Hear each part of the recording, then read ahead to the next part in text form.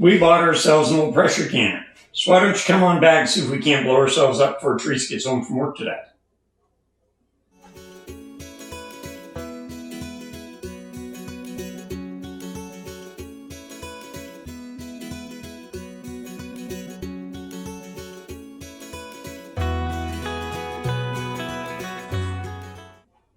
Here at Muskrat Gulch, we pride ourselves on being, Teresa calls it thrifty. I'll just come out and call the kettle black and say, we're cheap. That's how we got our Excalibur dehydrator. We waited, and one day somebody on Facebook needed to pay their property taxes. And if we could come and get it right now, we'd get it for $100.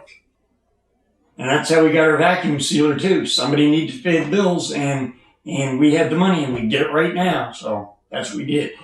And as far as this pressure canner goes, Teresa's at work one day doing her job, which somehow entails watching Marketplace on Facebook.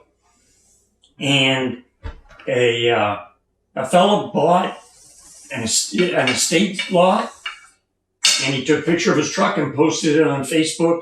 And this was at the back of the truck. Teresa saw it. Teresa jumped on it. We got ourselves an All-American. It's a 915. It's quite old. But we got it for $120. Now, some things about it that are unlike our other pressure canners. It doesn't have a jiggler. I'm not sure I like that idea. This one, they say, will pop at 25 pounds. We'll see. Also, it does not have a rubber gasket. This is metal on metal. So what I'm going to do is take a little bit of Vaseline and rub it around the inside of the lid so that after the pressure builds up, I don't have a problem with the lid sticking inside the canner. Don't know if the gauge works, so we're going to carefully bring it up to pressure and see how it works. I think we're going to change this out for a jiggler. We'll probably put a new gauge on, not sure yet. But for the price that we paid for this is a $400 canner. We got it for $125, so we can afford to put a couple of new parts on it if we have to. Everything looks good on it. There's no cracks. It doesn't look like it was used a lot. So let's try to bring it up to pressure. All right, I've already got some water in. I'm going to pour one more pitcher of water in.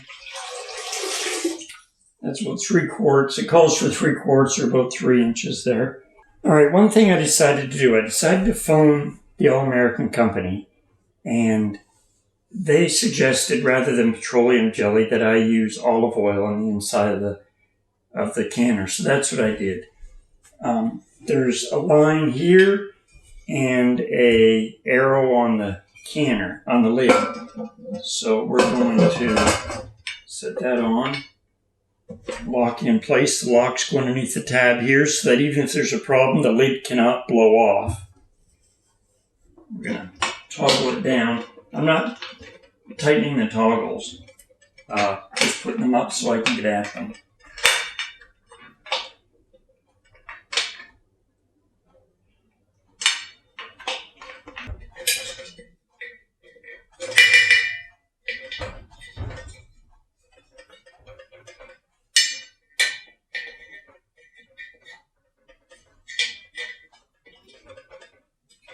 And according to the people at All American, you don't want it finger tight. You want it hand tight.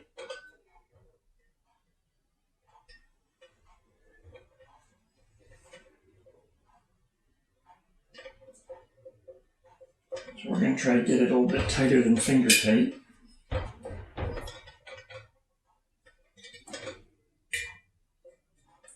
Go around again to make sure we're tight. Oh, let's see what happens.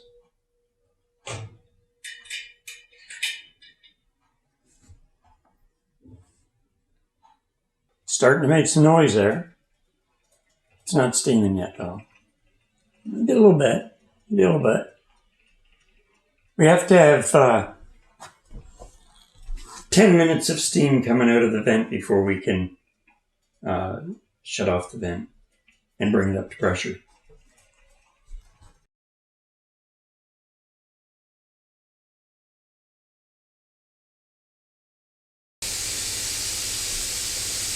Okay, I've got a steady stream of steam coming off there now. So I'm going to go ahead and set my timer for 10 minutes. And then we'll see if we can't build up some pressure after that. Okay, the timer went off, that's 10 minutes. So I'm going to use another mitt here. Okay, now we will start to build pressure and see what happens.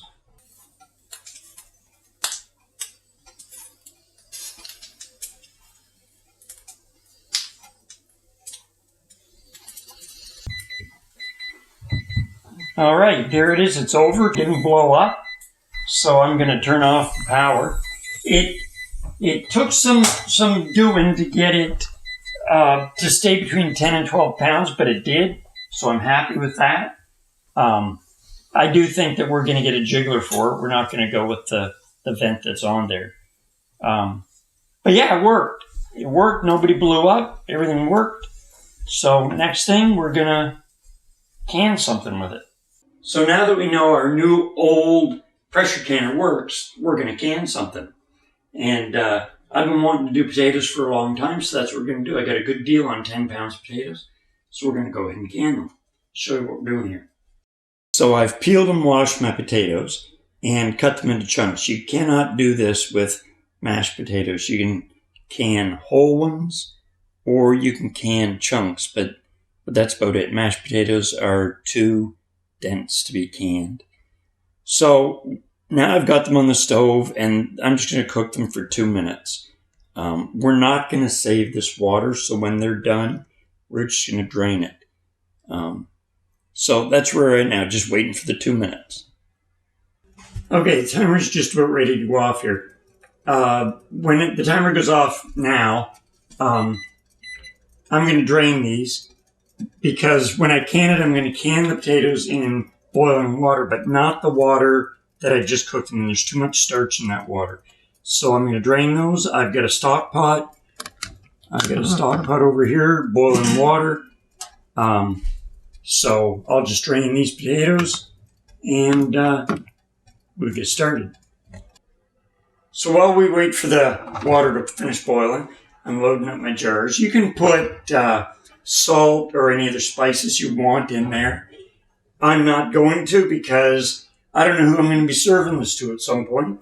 It might be somebody that has an allergy or doesn't like spices, so I'm just going to put plain potatoes in there. And you want to load the jars to with 1 inch of headspace. I'm not sure with 10 pounds how many of these jars I'm going to get. I think I might have been optimistic. I cleaned 10. We'll see. All right, so I've got my jars all filled now. So the next step, I'm going to get rid of the bubbles.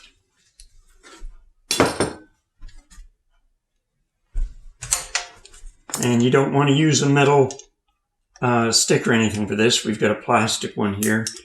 One end of it measures the headspace and the other is meant for doing this. Just want to make sure you get all the bubbles out. You want to make sure the rims are wiped off before you put the lids on, just so nothing can interfere with the seal.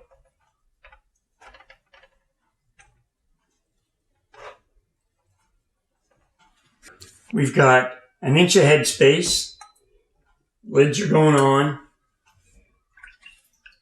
And then they'll be into the new old pressure canner.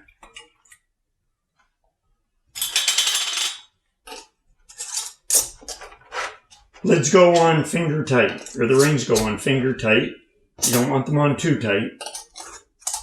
So we want about 3 inches of water in there. And I'm going to use the hot water because it's already hot. No point wasting hot water.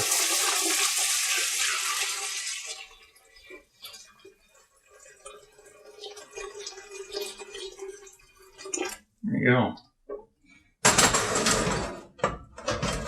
So, our jars are going in.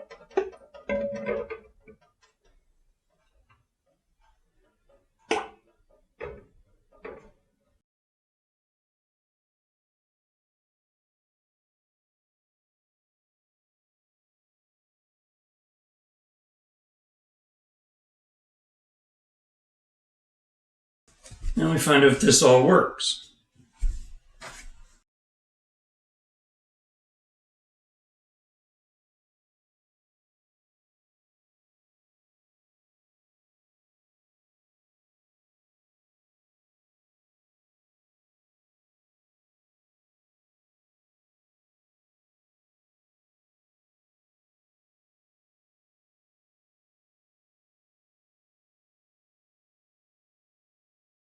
Okay. So there we go. I'm going to turn that on to about 6. So it's medium high. And now we wait. Okay, we've got steady steam coming out of there now, so I'm going to set the timer for 10 minutes. And when the timer goes off, we will start to bring up our pressure. Okay, there's our 10 minutes. I'm going to shut that off, and now we'll see if we can't bring up our pressure again.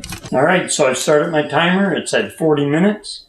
So I'm just going to let it go. We'll see you in 40 minutes. All right, there's our 40 minutes. Time's up. Now we turn off the heat. And we let the pressure drop to 0 on its own. We don't rush this at all. So our pressure's down to 0. We're going to start undogging it. So let's get at it.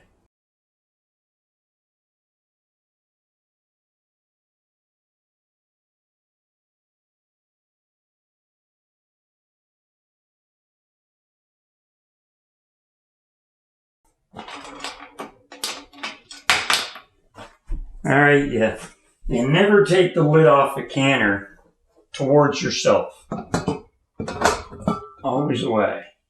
Just in case there's steam there. And there's our potatoes. We'll get them out now.